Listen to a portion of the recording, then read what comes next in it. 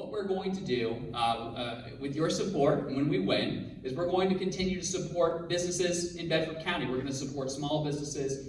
We're going to support low tax policies that bring businesses to Virginia.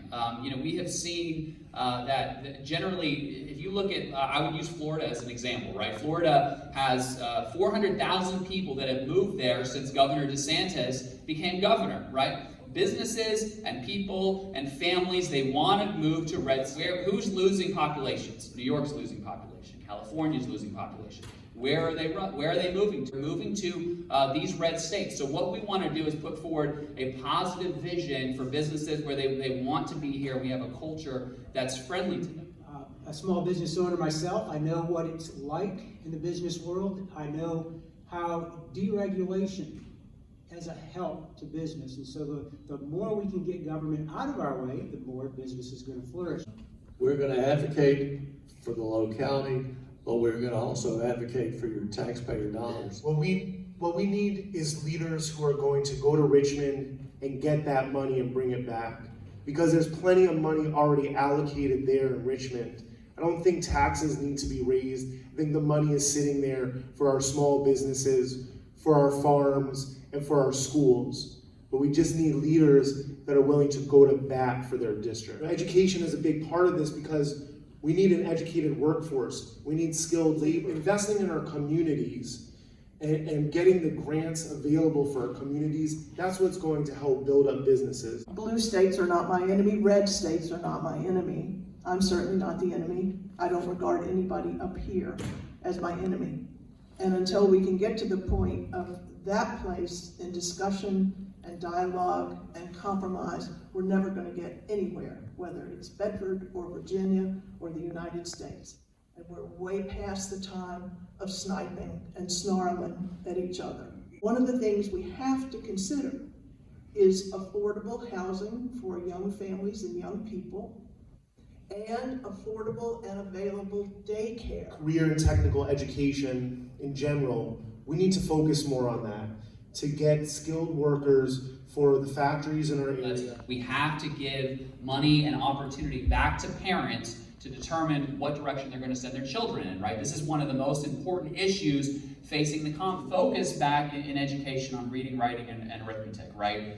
So we've gotten so far away from the core issues that build children up, that prepare them for the world, and we need to return to that. And that needs to be, we're going to run on school choice, as I mentioned. We're going to run on reforming elections. We're going to run to some of the criminal justice reforms that we've seen in Virginia once the Democrats took over are frankly dangerous for our state. And our law enforcement needs the General Assembly to back them up. So we're going to go back to a pro-victim, anti-criminal approach. The number one killer of our children, guns. Now, it's fine to wrap ourselves in the Second Amendment, and I like the Second Amendment. I'm a gun owner, veteran, used to be a great skeet shooter. So I'm not anti-gun.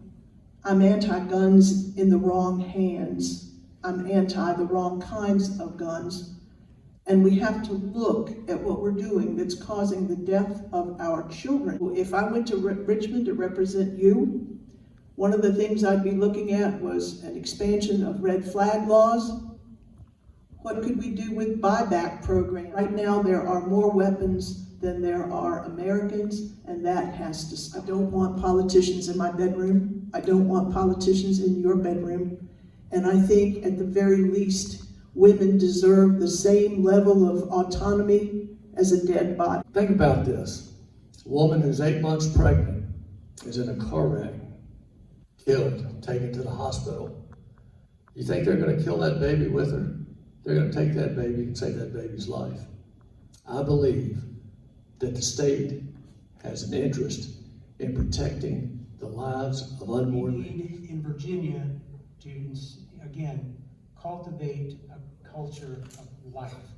Every life needs to be protected. Every life needs to be considered sacred.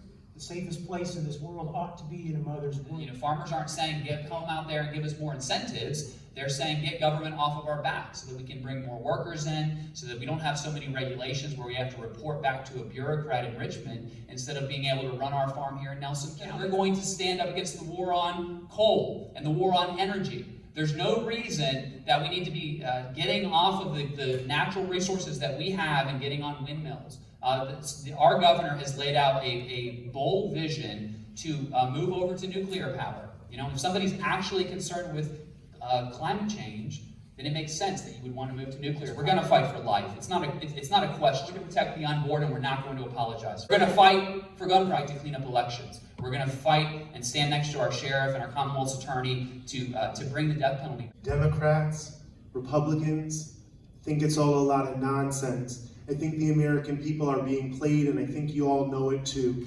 And I think our foreign adversaries win when the United States is divided. I think it weakens us. And I think global corporations want us focused on fighting each other over these wedge issues. That's the common thread here. Folks are angry. That's why we got to come together and stand up and find the common ground. Politicians exploit that anger, and they run on these wedge issues, and they throw the red meat out to the base. And that's how they stay in power. We got to focus on the real issues.